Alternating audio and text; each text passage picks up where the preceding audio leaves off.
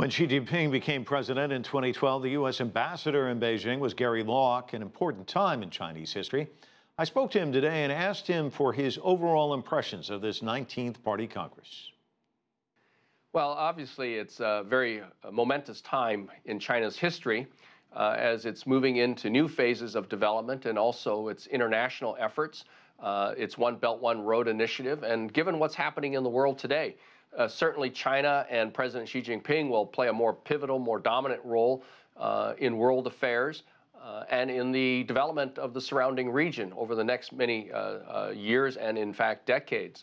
And, of course, everyone is waiting with pins and needles to see who will be members of the standing committee, which has traditionally been anywhere from 7 to 9 people, and whether or not there will be a change to the retirement age. So many more things yet to come in the last few days of the Party Congress, but very significant speech by President Xi outlining his vision and the challenges facing China, and obviously the more dominating or more pivotal role that China will be playing in world affairs. Let's talk a little bit more about that, China's role in the world.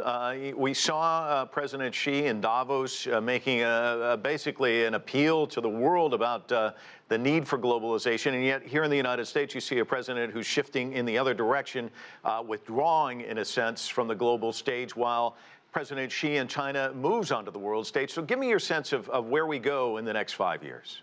Well, certainly there's a growing mood of nationalism, not just in the United States, but in many countries around the world, and you're seeing that in Europe, kind of an inward focus.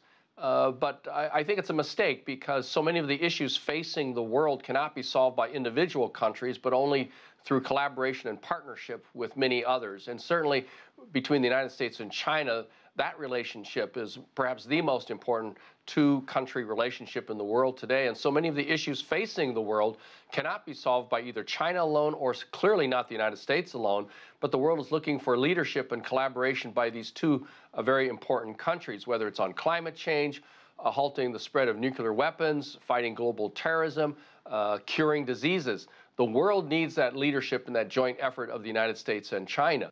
Veterans of the State Department said that you had more access to high-ranking government officials in China than your predecessors. So you were there to watch the ascent of President Xi Jinping. So I want to get your thoughts on Xi Jinping, the man, what your observations are, because you have a vantage point that's far different than the rest of us. Well, certainly he is very charismatic. He's very self-confident, very at ease in his meetings with world leaders. He's not tied to notes in a script. Certainly he has his talking points and that things that he wants to convey to other people, but he does it in a very relaxed manner, and he is constantly drawing upon history as well as the lessons and observations of his father, who was one of the great leaders and comrades of Chairman Mao. So I think he has really done well in that position. And as you pointed out earlier, he's really focusing on internationalism and globalization. Globalization is not a bad thing. The more that American companies export, the more they produce. The more they produce, the more workers they need, and that means jobs for the American people. So we've got to make sure that we help American companies export, but we've also have to be willing to accept things that are made in other countries as well. Xi thought now enshrined in the Constitution, it puts him on a plane with Mao and Deng Xiaoping. What does that mean going forward, and where is his place in history as far as China is concerned? Well, obviously, he's a key figure in Chinese history. We'll have to wait several more decades to see how the history books view him and his accomplishments. But he's really focused now on trying to eliminate the disparity within China, the inequality that exists within China. Hundreds of millions of people have been lifted out of poverty over the last 25, 30, 40 years. That's a remarkable tribute, perhaps the most dramatic economic, social transformation the world has ever seen. But there's still much more to be done, and so that's what President Xi has been talking about in his inaugural speech several days ago.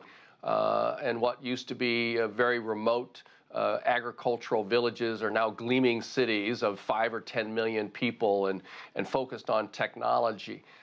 So President Xi has much to be proud of, along with his predecessors, but they still have challenges. And President Xi is willing to tackle these things like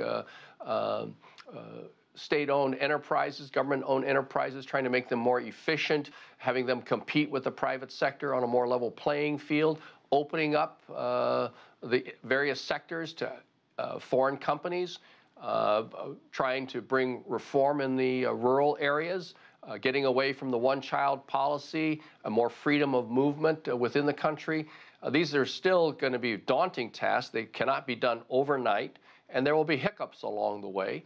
And some people feel that some of the economic reforms have had to take a back seat over the last several years with the world economy being the way it is, and also because when you reform state companies and because they're inefficient and you have to reduce the workforce, that causes some social tension within the country, and so they've had to be careful of that and have had to perhaps slow down some of these economic reforms because they don't want large unemployment.